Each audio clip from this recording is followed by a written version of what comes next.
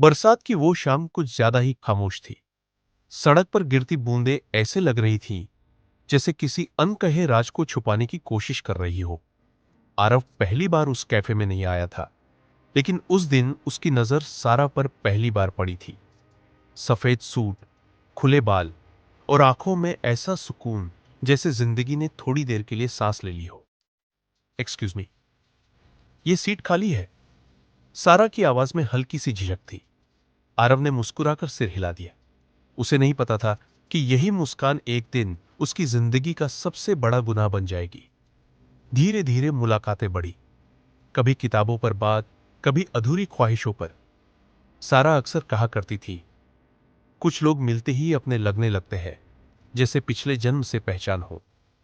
आरव हंस देता था, लेकिन दिल के किसी कोने में वो बात घर कर चुकी थी। 3 महीने में ही दोनों एक दूसरे के बिना अधूरे हो चुके थे। रात की कॉल, सुबह का मैसेज, गुड मॉर्निंग जान, प्यार मुकम्मल लगने लगा था। लेकिन हर प्यार के साथ एक साया भी चलता है। आरव ने कई बार महसूस किया कि सारा कुछ बातें छुपाती है। फोन अचानक साइलेंट हो जाना, कुछ कॉल्स जो वो उसके सामने कभी रिसीव नहीं करती थी। एक बार आरव ने मजाक में पूछा, किससे इतना डरती हो? सारा ने मुस्कुराकर जवाब दिया, कुछ पुराने रिश्ते जो पीछा नहीं छोड़ते। उस दिन आरव ने ज्यादा सवाल नहीं किए। उसे भरोसा था, और शायद यही उसकी सबसे बड़ी भूल थी। एक रात शहर की सबसे ऊंची बिल्डिंग की छत पर सारा ने आरव का हाथ थामा। अगर कभी मैं तुमसे कुछ छुपाऊं तो समझ लेना कि मजबूरी होगी, बेवफाई नहीं। आरव ने बिना सोचे कहा, मुझे तुम पर पूरा भरोसा है। हवा तेज थी, लेकिन उस वक्त दोनों को सर्दी नहीं लगी। उन्हें क्या पता था कि यही भरोसा एक दिन लहू में डूब जाएगा। उसी रात सड़क के उस पार एक आदमी खड़ा था, चेहरे पर टोपी, आंखों में नफरत। उसने फोन पर सिर्फ इतना कहा, अब खेल शुरू होने वाला है, और कॉल काट दी। कभी कभी इंसान सच को देख नहीं पाता, क्योंकि वो जिस पर भरोसा करता है उसी की आंखों से दुनिया देख रहा होता है। आरव भी वही गलती कर रहा था। पिछले कुछ दिनों से सारा बदली बदली सी रहने लगी थी। मैसेज का जवाब देर से, कॉल पर आवाज में वो अपनापन नहीं।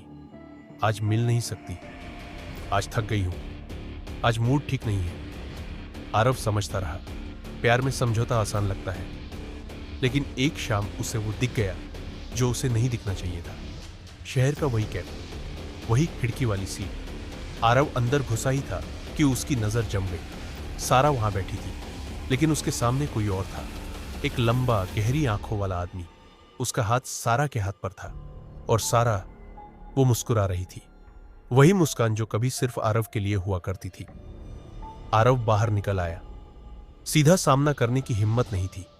उस रात उसने कुछ नहीं कहा, लेकिन दिल में एक सवाल बार बार चुभ रहा था, अगर ये धोखा नहीं है तो फिर क्या है? रात भर नींद नहीं आई। अगले दिन आरव ने पूछ ही लिया, कल तुम कहां थी? सारा पल भर के लिए रुकी, फिर बोली, एक दोस्त से मिली थी, कॉलेज का। आरव ने नाम पूछा।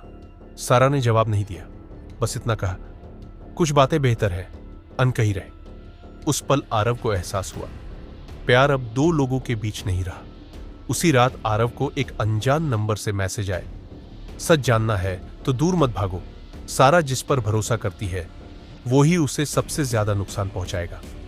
आरव ने कॉल किया, फोन उठा नहीं। बस आखिरी मैसेज आया, कल रात 10 बजे रिवर साइड के पुराने वेयरहाउस पर आना।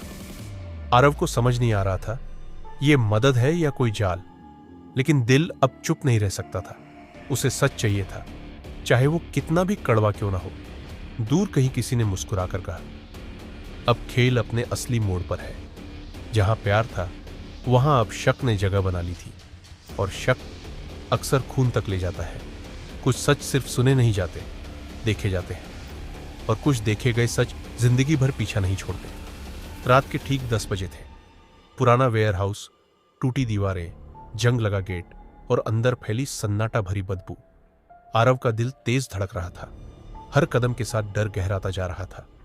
अगर ये सब झूठ हुआ तो, और अगर सच हुआ तो? अचानक एक आवाज आई, तुम आ गए। अंधेरे से वही आदमी बाहर निकला जिसे आरव ने कैफे में सारा के साथ देखा था। तुम 10 बजे थे, पुराना वेयर हाउस, टूटी दीवारें, जंग लगा गेट और अंदर फैली सन्नाटा भरी बदबू। आरव का दिल तेज धड़क रहा था। हर कदम के साथ डर गहराता जा रहा था। अगर ये सब झूठ हुआ तो, और अगर सच हुआ तो? अचानक एक आवाज आई, तुम आ गए। अंधेरे से वही आदमी बाहर निकला जिसे आरव ने कैफे में सारा के साथ देखा था। तुम कौन हो? आरव ने गुस्से में पूछा। वो हंसा। मेरा नाम कबीर है और सारा मेरी है। आरव का खून खौल उठा। झूठ बोल रहा है तू। कबीर ने मोबाइल निकाला और कुछ तस्वीरें दिखाई। सारा, कबीर के साथ, काफी पुरानी तस्वीरें। ये रिश्ता नया नहीं है, कबीर बोला। तुम सिर्फ एक मोहरा थे। आरव को लगा जमीन खिसक गई हो। फिर वो मेरे साथ क्यों थी? कबीर की आंखों में अजीब चमक थी, क्योंकि उसे मजबूरी थी और डर भी। डर किस बात का? कबीर ने पास आकर फुसफुसाया, मुझसे। अचानक वेयरहाउस के अंदर से एक तेज चीख गूंजी। सारा, आरव और कबीर दोनों अंदर भागे। अंदर का दृश्य दिल दहला देने वाला था। फर्श पर खून से लथपथ एक लाश पड़ी थी। वो सारा थी। आंखें खुली हुई, चेहरे पर डर जम चुका था। सीने में चाकू घुसा हुआ था। आरव चीख पड़ा, नहीं, ये नहीं हो सकता। उसके हाथ कांपने लगे। तभी सायरन की आवाज गूंजी। पुलिस, और अगले ही पल एक इंस्पेक्टर की आवाज। किसी ने हिले नहीं। आरव ने नीचे देखा। उसके हाथों पर खून लगा हुआ था और चाकू उसके पैरों के पास पड़ा था। इंस्पेक्टर ने सख्त आवाज में पूछा, यह खून किसका है? आरव कुछ बोल नहीं पाया। कबीर एक तरफ खड़ा था। उसके कपड़े साफ थे। उसने सिर्फ इतना कहा, मैंने इसे यहां आते देखा था। और फिर चीख सुनी। आरव समझ गया, वो सच जानने आया था और अब खुद सच का आरोपी बन चुका था। सारा मर चुकी थी और कातिल अब भी आजाद था। एक लाश मिल चुकी थी, एक बेगुनाह फंस चुका था और असली कातिल भीड़ में खड़ा मुस्कुरा रहा था। कहते हैं, सच हमेशा शोर नहीं करता, लेकिन झूठ की आवाज काफी देर तक गूंजती रहती है। आरव अब उसी गूंज में फंसा हुआ था। पुलिस ने आरव को वहीं वेयरहाउस से हिरासत में ले लिया। हथकड़ी लगाते वक्त इंस्पेक्टर ने उसकी आंखों में देखा। मोहब्बत में कत्ल अक्सर होते हैं, इंस्पेक्टर बोला, लेकिन सच ज्यादा देर छुपता नहीं।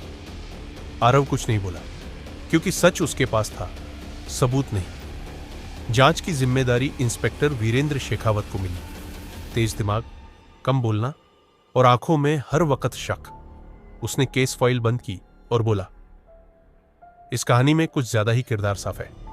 थाने के कमरे में आरव सामने बैठा था। तुम आखिरी बार सारा से कब मिले? शेखावत ने पूछा। कल रात, वो चीखी और फिर आरव की आवाज टूट गई।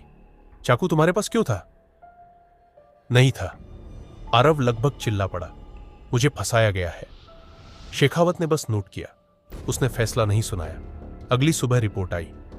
मौत का समय रात 9:30 से 9:45 हत्या का तरीका। एक ही वार कातिल जानता था कहां वार करना है। शेखावत की भौहें सिकुड़ गई। गुस्से में किया गया कत्ल ऐसा साफ नहीं होता, उसने कहा।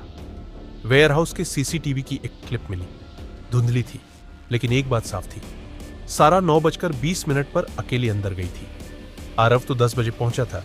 शेखावत ने कुर्सी पीछे की। तो आरव कैसे कातिल हो सकता है? पहली दरार सरकारी कहानी में पड़ चुकी थी। शेखावत ने कबीर को बुलवाया। तुम सारा को कब से जानते हो? कॉलेज से, कबीर बोला, लेकिन हमारा रिश्ता खत्म हो चुका था। फिर उसी रात तुम वहां क्या कर रहे थे? कबीर पल भर रुका। मैं आरव को सच बताने आया था, शेखावत ने मुस्कुराकर कहा। सच बताने वाले अकेले नहीं आते। सारा का फोन फॉरेंसिक में गया। एक डिलीटेड ऑडियो मिला। कबीर, अगर तुमने मुझे छोड़ा नहीं तो मैं सब कुछ पुलिस को बता दूंगी। शेखावत की आंखों में चमक आ गई। अब खेल बदलेगा, उसने कहा। अचानक एक नया मोड़ आया। कबीर के मोबाइल की लोकेशन रात 9:30 पर वेयरहाउस से 5 किलोमीटर दूर थी। अगर वो वहां नहीं था तो कातिल कौन? इंस्पेक्टर शेखावत रात भर जागता रहा। फाइलें, सीसीटीवी फुटेज, कॉल रिकॉर्ड्स, सब कुछ सामने था।